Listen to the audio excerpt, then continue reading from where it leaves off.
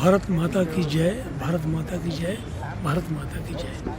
कारण ये है कि बच्चों को जब तक देश के स्वतंत्रता संग्राम, उसके पीछे जो भी संघर्ष रहा है, उसकी प्रॉपर जानकारी नहीं होगी, वो इसका सम्मान नहीं कर पाएंगे।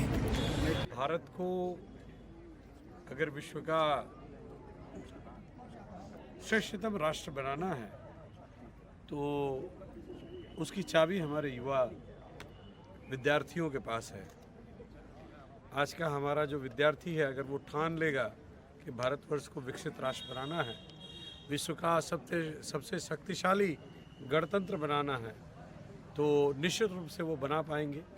मुझे विश्वास है कि गुरु घासीदास विश्वविद्यालय के बच्चों के पास वो शक्ति है, वो क्षमता है, वो कौशल है, वो तत्परता है, जिससे वो इस विश्वविद्यालय को पूरे विश्व की ऊंचाइयों पर ले जा सकते हैं। मेरी सभी बच्चों को ढेर सारी शुभकामनाएं हैं।